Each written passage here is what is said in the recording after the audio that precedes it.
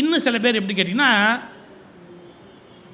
படித்தது முழுக்க அப்படியே தனியாக வச்சுருப்பான். அதுக்கும் வாழ்க்கைக்கு சம்மந்தம் இல்லைன்னு அப்படி தூக்கி அந்தாண்ட வச்சுருப்பான் ஒரு ஓரத்தில். வாழ்க்கையை டோட்டலாக வேறு மாதிரி நடத்துவான். எனக்கு ரொம்ப வித்தியாசமாக இருக்கும். நீ இவ்வளவு படித்து அது லைஃப்பில் நீ ஏன் அதை நடைமுறைப்படுத்தவே இல்லை அப்படின்னா, அதெல்லாம் சிலபஸில் இருக்குது சார். அதுக்காக எல்லாத்தையும் நம்ம லைஃப்பில் கொண்டாட முடியுமா, இம்ப்ளிமெண்ட் பண்ண முடியுமா? அதெல்லாம் முடியவே முடியாது. எல்லாம் அந்த காலம் மாதிரி அப்படியே தான் வச்சுருக்கணும். அப்படி தவறு. படிச்சிங்களா, அதை இம்ப்ளிமெண்ட் பண்ண முடியுமா, நடைமுறைக்கு கொண்டு வர முடியுமா அப்படிங்கிறத பற்றி யோசிக்கணும். ஒரு செய்தி சொல்கிறேன், முக்கியமான செய்தி, வாழ்க்கைக்கு வேணுங்கிற செய்தி சொல்கிறேன். நீங்கள் எவ்வளவு பாடுபட்டாலும், எவ்வளவு ஒரு திறமையை வளர்த்துக்கிட்டாலும், நீங்கள் என்ன தான் நின்னாலும் இந்த உலகத்தில் முழுக்க உங்களை நிலைநிறுத்துவதுங்கிறது முடியுமா? ஒரு 30 வருஷம் நிறுத்தலாம், 40 வருஷம் நிறுத்தலாம். ரொம்ப பாடுபட்டவங்க ஒரு 100 வருஷம் நிற்கலாம். மகாத்மா காந்தியை பற்றி இப்போ பேசுனா இன்னும் 100 வருஷம் கழித்து பேசுவாங்களான்னு தெரியாது. இப்போவே அவரை பற்றி தப்பாக பேச ஆரம்பிச்சிட்டாங்க. மகாத்மா மாதிரி ஒரு மனுஷன் இந்த நாட்டுக்கு கிடைக்க முடியாது. பைத்தியக்கார மாதிரி இந்த நாட்டுக்கு பாடுபட்டார். ஆனால் அவர் இப்போவே தப்பாக பேச ஆரம்பிச்சிட்டாங்க. இன்னும் 100 வருஷம் கழிச்சு என்ன பேசுவாங்கன்னு யாருக்கும் தெரியாது. நாங்கள் பேச ஆரம்பித்த காலத்தில் வாரியார் சுவாமிகள் பேச்சுனா அவ்வளோ பிரம்மாண்டம். வாரியார் பேச்சுனா ஓடி ஓடி போய் கேட்போம். இப்போ அன்றைக்கி ஒரு பையன்கிட்ட கேட்குறேன், நீ வாரியார் பேச்சு கேட்டிருக்கிறியான்னு. வாரியார்னா யார் சார்ன்றான். அவ்வளோதான். 50 வருஷம் ஒரு மனுஷனுடைய செல்வாக்கு, 50 வருஷம் கழிச்சு செல்வாக்கு. நீங்கள் என்ன முயற்சி பண்ணாலும் ஒரு அளவுக்கு மேலே நம்ம நிற்க முடியாது. இது யாருக்கு தெரியும் தெரியுங்களா? ஒவ்வொரு மனுஷனும் தன்னுடைய வாழ்க்கையை எடை போடுற போது தெரிஞ்சுக்கணும். இப்போ என் வாழ்க்கையை தொடங்குறேன், வீடு கட்டணும் சென்னையில். எனக்கு கோயம்புத்தூரில் ஒரு வீடு இருந்தது, அதெல்லாம் விற்றுட்டு சென்னையில் கட்டும்போதே நல்ல வீடு கட்டணும் அப்படின்னு சொல்லி முடிவு பண்ணி, பாருங்கள், ஸ்பேஷியஸாக இருக்கணும். அப்புறம் பாரதி சொன்ன மாதிரி 10-12 தென்னை மரம் பக்கத்திலே வேண்டும் அப்படின்னு சொல்லி சுற்றி ஒரு 10-15 தென்னை மரம் வச்சு அதுக்கு கிணறு தோண்டி எல்லாம் பண்ணி, மகள் அவளுக்கு ரூம் தனியாக, அறை தனியாக, இன்னொரு மகள் அவளுக்கு தனியாக அறை தனியாக, சம்பந்திங்க வந்தால் அவங்க தங்குறதுக்கு ஒரு அறை தனியாக, அப்புறம் எனக்கு தனியாக ஒரு அறை, என் மனைவிக்கு தனியாக ஒரு அறை. யோசிக்கிறீங்களோ? 10 நிமிஷத்துக்கு மேலே ஒன்றா இருக்க முடியாது. To be frank with you, ஏன் லைஃப்பில் என் டேஸ்ட்டே வேறு, அவள் டேஸ்ட்டே வேறு. ஆனாலும் நாங்கள் 60ஆம் கல்யாணம் ஜம்முன்னு பண்ணிக்கிட்டோம். அதுதான் நம்ம சாமர்த்தியம் தானே. ராத்திரி 11 மணிக்கு யூடியூப்பில் ஒரே அழுகாட்சியாக சீரியல் போட்டு பார்த்துக்கிட்டு இருக்கோம். எனக்கு ராத்திரி எம்எஸ் சுப்புலட்சுமி, ஜேசுதாஸ் அதெல்லாம் அப்படியே ஓடணும். எப்படி நாங்கள் பக்கத்தில் உட்கார முடியும்? ஸோ பெட்டர் ஒரே ரூம், 2 ரூம் தனித்தனியாக, நடுவில் ஒரு கதவு. ஒருவேளை நெஞ்ச வலிச்சா கூப்பிட்றதுக்கு வேணும் இல்லையா, அதுக்கு தகுந்த மாதிரி நடுவில் ஒரு கதவு. அந்த ரூம் அவளுக்கு, இந்த ரூம் எனக்கு, எல்லாம் பிளான்டு. வீடெல்லாம் கட்டியாச்சு. மக வந்தார். இப்போ கிழவனும் கிழவியும் மட்டும்தான் வீட்டில் உட்காந்துருக்கமே ஒழிய ஒருத்தரும் வருதில்லை, யாருமே வருது, யாருக்கும் நேரம் இல்லை. நான் அப்போ தான் நினச்சேன், 30 வருஷத்துக்கு முன்னாடி நான் எவ்வளோ முட்டாளாக இருந்தேன். இப்படி ஒரு வீடு கட்டணும்னு பிளான் பண்ணனே, பிரயோஜனமே இல்லையே. எல்லாரும் எனக்கு அட்வைஸு, இதை யாருக்காவது நீங்கள் ஃப்ளாட் ப்ரமோட்டருக்கு விற்றுடுங்க, அவன் உடனே உங்கள் கண் முன்னாலேயே இடித்து அவன் 7-8 வீடாக போட்டுருவான். அப்படி இதை இடிக்கிறதுக்காக கட்டணும். எதுக்கு சொல்ல வரேன், ஒரு காலத்தில் நாம் புத்திசாலித்தனம்னு எடுத்த முடிவு ஒரு 20 வருஷத்துக்குள்ளேயே முட்டாள்தனமாக மாறாதுன்னு ஏதாவது கேரண்டி இருக்கா? இதான் காலத்தினுடைய கோலம். 10 வருஷத்துக்கு சார், ஒரு காலத்தில் வீடு கட்டிட்டு இன்னொரு வீடு கட்டி நீங்கள் வாடகைக்கு விட்டீங்கன்னு வச்சுங்க, நீங்கள் சௌக்கியமாக இருக்கலாம்னா. இப்போ வாடகைக்கு மட்டும் ஒருத்தனுக்கு விட்டோன்னு வச்சுங்க, கோர்ட்டுக்கு போகிறதுக்கு தான் நமக்கு நேரம் சரியாக இருக்கும். வாழ்க்கை முழுக்க கோர்ட்டுக்கு தான் போயிட்டு இருக்கணும். கொரோனா டயத்தில் என் வீட்டில் ஒருத்தர் குடியிருந்தார் சார், மெட்ராஸில். இது கொரோனா டயத்தில் கொரோனா வாடகை கொடுக்கலன்னார் சார். கொரோனா போய் 3 வருஷம் வாடகை கொடுக்கல சார். கோர்ட்டுக்கு போய் அதுக்கு படாத பாடுபட்டு அவரை அங்கேருந்து வெளியே தடுறதுக்குள்ள நாங்கள் பட்ட பாடு. வாடகையும் வேணால், ஒன்று வேணால், பூட்டி வேணால் வச்சுக்கலாம்.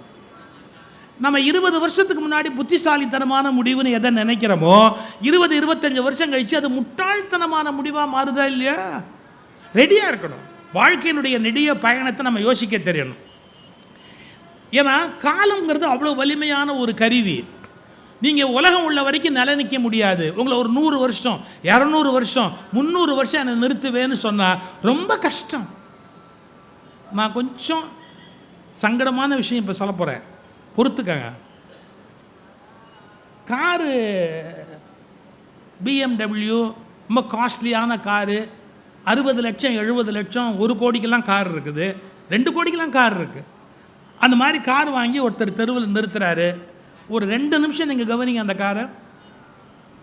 இந்த காரை நிறுத்திட்டு அந்தாண்ட போன உடனே ஒரு நாய் வந்து சிறுநீர் கழிக்கும் சார். அதில் அந்த டயரில் வந்து நாய் வந்து அப்படியே சுற்றி சுற்றி பார்க்கும், பார்த்து அது சிறுநீர் கழிக்கும். அதுக்கு தெரியுமா அது 2 கோடி ரூபான்னு? இந்த 2 கோடிக்கு என்ன பாடுபட்டவன் வாங்கினான்னு அதுக்கு தெரியுமா? இருக்கு.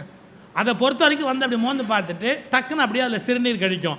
ஆக்சுவலாக நாய் சிறுநீர் கழிக்குது. சயின்ஸ் படி அது எதனால் அது பண்ணுதுன்னு தெரியுமா உங்களுக்கு? அது டெரிட்டரியும், அது என்னோட டெரிட்டரி அப்படின்னு மார்க் பண்ணுது. நான் இங்கே ஒரு மேல் டாக் இருக்கிறேன், ஸோ எல்லா ஃபீமேல் டாகும் தெரிஞ்சுக்கோங்க, நான் இங்கே ஒரு மேல் டாக் இருக்கிறேன் அப்படிங்கிறத தெரிஞ்சுக்கோங்க அப்படின்னு அதுக்கு அடையாளம் தான் அது. It is an invitation to female tax. அது இது என்னோட டெரிட்டரி அப்படின்னு நிரூபிக்கிறதுக்காக அந்த இடத்துல வந்து அது யூரின் பாஸ் பண்ணுது. நான் இப்போ 2 கேள்வி கேட்குறேன். இந்த இந்த நாய்க்கு தான் டெரிட்டரின்னு அதை எஸ்டாப்ளிஷ் பண்ணுது. வண்டி நகர்ந்துட்டா அது டெரிட்டரி இல்லை. வண்டி நீங்கள் கிளப்பி வேறு இடத்துக்கு கூட்டு போயிட்டீங்கன்னா ஒன்றுமே இல்லையே, அது டெரிட்டரி இல்லையே. இதே தான் சார், ஆட்சியை பிடித்த அரசர்களும் டெரிட்டரி என்று எதையோ முடிவு செய்தார்கள். காலத்தின் நகர்தல் ஒரு வினாடியில் அவர்களை ஒன்றுமில்லாமல் ஆக்கிவிட்டது. அந்த நாய் சிறுநீர் கழித்ததற்கும் இவர்கள் தங்கள் வரைபடங்களை வரைந்து வைத்ததற்கும் எந்த வித்தியாசமும் கிடையாது. நீங்கள் எடுத்து பாருங்க ஹிஸ்டரி புக்கில், அவருடைய ஆட்சி காலத்தில், இவருடைய ஆட்சி காலத்தில், ஏன் ஓப்பனாகவே பேசுவோமே. இங்கேருந்து மலேசியா வரைக்கும் போய் படையெடுத்து ராஜராஜ சோழர் இடம் முடிச்சு வச்சான். இப்போ போய் பாருங்களேன், மலேசியாவில் ராஜராஜ சோழனுக்கு ஒரு அடையாளம் இருக்கா பாருங்க, ராஜேந்திர சோழனுக்கு ஒரு அடையாளம் இருக்கா பாருங்க, கிடையாது. எனக்கு என்ன வருத்தம் தெரியுங்களா? இந்த நாய்க்கு தான் தெரியலேன்னு நினச்சா எந்த நாய்க்குமே அது தெரிய மாட்டேங்குது. அதை நினச்சா எவ்வளோ வருத்தமாக இருக்குது. அவங்க டெரிட்டரியை அகலப்படுத்திக்கிட்டே போகணும்னு நினைக்கிறாங்களே ஒழிய முட்டாள்கள். நிறைய இடங்களை பிடிப்பதால் ஆட்சி என்பது நடப்பதில்லை. நிறைய மனிதர்கள் இடத்தில் நெஞ்சில் இடம் பிடிப்பதால் தான் ஒரு ஆட்சி என்பது நிற்க முடியும். நிறைய இடத்த வளைச்சு போட்டு எல்லாமே என் கண்ட்ரோலுக்கு வரணும் வந்து என்ன பண்ண போற? டெரிட்டரியை பெருக்கி நீ என்ன பண்ண போற? கொடுத்ததை ஒழுங்காக ஆண்டுட்டு போக வேண்டியது தானே. கொடுக்காதுன்னு சேர்த்து என்கிட்ட கொண்டான்னு சொல்லி கலாட்டா பண்ணிக்கிட்டே இருந்தா எங்கே அதுக்கு என்ன முடிவு இருக்கு? BMW சிறுநீர் கழிச்ச நாய்க்கும் அதுக்கு வித்தியாசம் இல்லைன்னு அர்த்தம். அவ்வளோதான். நான் சில வார்த்தை நான் சொல்கிற போது நீங்கள் என்னை மன்னிச்சு தான் ஆகணும். சிறுநீர் நாய் போயிடும், ஆனால் அந்த ஸ்மெல் போகிறதுக்கு ஒரு 2 நாள் ஆகும். அதே மாதிரி அதிகாரத்தில் இருந்தவர்கள் செய்து விட்டு போன அசிங்கத்தின் நாற்றம் போவதற்கு 20 வருடங்கள் கூட ஆகலாம். இதுதான் உண்மை. என்ன அவங்கவுங்க ஆட்சியில் இருக்கும்போது அவங்கவுங்க செஞ்சுட்டு போகிற தவறு இருக்கு பாருங்க. இது என்னடா இது மனித சமூகத்துக்கு நிரந்தரமாக பயன் தருமா இல்லையா யோசிச்சாங்களா? இப்போ ஏன் ஓப்பனாக பேசுகிறது, எனக்கு என்ன யாரை பற்றி என்ன கவலை. இங்கே வந்து 3 டைப் ஆஃப் ரூல் நடந்தது. பிரிட்டிஷார்ஸ் ஆட்சி பண்ணாங்க, இஸ்லாமிய மன்னர்கள் ஆட்சியில் இருந்தாங்க, அதுக்கு முன்னாடி இந்து மன்னர்கள் ஆட்சியில் இருந்தாங்க. இந்து மன்னர்கள் ஆட்சியில் இருந்தபோது டெம்பிளுக்கு ஏகப்பட்ட நிலம் கொடுத்தாங்க. இஸ்லாமிய மன்னர்கள் வந்ததுக்கப்புறம் அவங்க வக்ஃபுக்கு நிறைய நிலம் கொடுத்தாங்க. பிரிட்டிஷ்காரங்க வந்ததுக்கப்புறம் மிஷினரிக்கு நிறைய நிலம் கொடுத்தாங்க. இல்லை என்ன நடந்து போச்சு தெரியுங்களா? சில நிலம் யாரோ முன்னாடி கொடுத்தாலும் அதை பற்றி கவலைப்படாமல் ஆட்சியில் இருக்கிறவங்க வச்சது தான் சட்டம்னு சொல்லி மாற்றி எழுதி கொடுத்தாங்க. யார் பவரில் இருக்கிறானோ அவன் பெரிய மனுஷன் இல்லையா? இப்போ 3 பேரை அடிச்சுக்குவான். இல்லை இது எனக்கு சொந்தம், 100 வருஷத்துக்கு முன்னாடி எனக்கு சொந்தம், 150 வருஷத்துக்கு முன்னாடி எனக்கு சொந்தம், 350 வருஷத்துக்கு முன்னாடி எவனுக்கு சொந்தம். நான் சொல்கிறேன் 4000 வருஷத்துக்கு முன்னாடி எவனுக்குமே சொந்தம் இல்லைடா. ஏன் எவனுமே நல்லா தெரிஞ்சுக்கோ, எவனுக்குமே எதுவுமே சொந்தம் இல்லை. அவன்தான் இந்த பூமிக்கு சொந்தமே ஒழிய இந்த பூமி எவனுக்கும் சொந்தம் இல்லை, என்னைக்கும் சொந்தம் இல்லை. அது நாய் சிறுநீர் கழிச்ச மாதிரி நாற்றம் 20 வருஷம் இருக்கும், அவ்வளோதான். அதிகாரத்தில் இருந்தவன் என்ன எழுதி வச்சுட்டு போகிறானோ அவன் போட்டு வச்ச கல்வெட்டு நிற்கும். அசோகருடைய கல்வெட்டுன்னார்ல, அது மாதிரி கொஞ்ச நாளைக்கு நிற்கும். இது வரையில் இவருக்கு வழங்கப்பட்டது அப்படின்னு எழுதி போட்டு போயிடுவான். அடுத்த பவருக்கு வந்தோட தூக்கிட்டு வேற மாற்றுறதுக்கு எவ்வளோ நேரம் ஆகும்? ஏன் இதெல்லாம் மனுஷனுக்கு புரியல? தன்னை காலம் கடந்து நிலைநிறுத்த வேணும்னு ட்ரை பண்ணுறான். எப்போவுமே தன்னுடைய பேர் புகழ் இருக்கணும்னு நினைக்கிறான். தனக்கு செலவச்சு பார்க்குறான், கல்வெட்டு போட்டு பார்க்குறான். அப்புறம் தன்னை நிலைநிறுத்துறதுக்கு என்னென்ன நான் தெளிவாக சொல்லிட்டு போகிறேன். உண்மையான ஞானம் எவ்வளவு பண்ணினாலும் நம்மளை இந்த உலகம் மறந்துடும் அப்படிங்கிற தெளிவோடு போய் சேரணுமே ஒழிய இதை நிலைநிறுத்துறதுக்கான பைத்தியக்காரத்தனத்தில் டயத்தை வேஸ்ட் பண்ணக்கூடாது. எதையோ கூப்பிட்டீங்கன்னா நான் பேசுவேன், கூப்பிடலன்னா நான் முடிஞ்சு போச்சு. என்னை எப்படியாவது இன்னும் 200 வருஷம் நாடு ஞாபகத்தில், எதுக்கு 200 வருஷம் ஞாபகத்தில் வச்சு என்ன நடக்க போகுது இந்த உலகத்தில்? வேஸ்ட் இல்லையா? ஸோ இந்த புரிதல் இருக்கு, அது வந்தால் தான் நீங்கள் படித்த ஞானி ஆகிறீங்கன்னு அர்த்தம். வரலன்னா நீங்கள் படித்த முட்டாளாகவே இருக்கீங்கன்னு தான் அர்த்தம் வாழ்க்கை.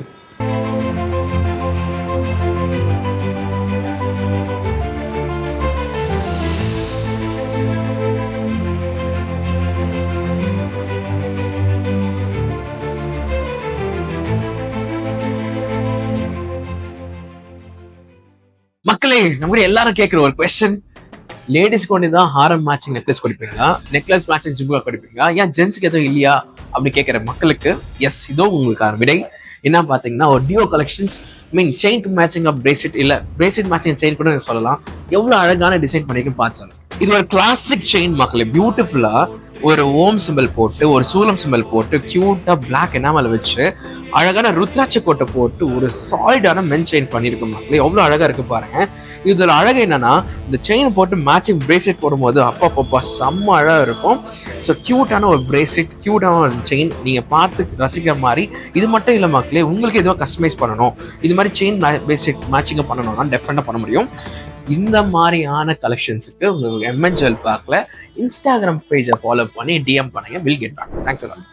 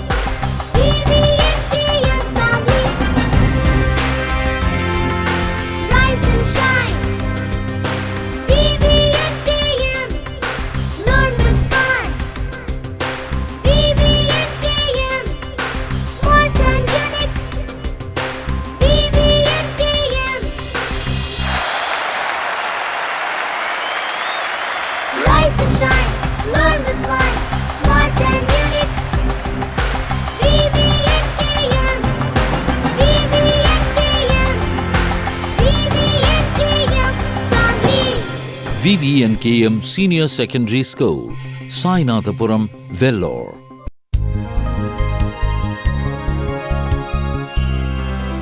We will change the world.